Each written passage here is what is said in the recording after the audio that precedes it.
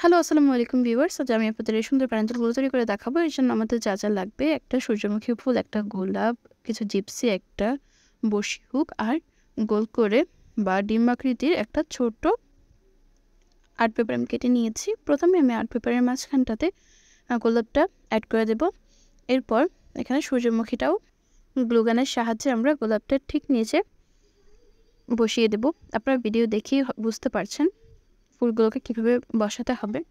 এরপর দুই পাশের খালি জায়গাগুলোতে আমি কিছু এখানে জিপসি অ্যাড করে দিচ্ছি এবং কিছু ছোট ছোট ফুল অ্যাড করে দিচ্ছি।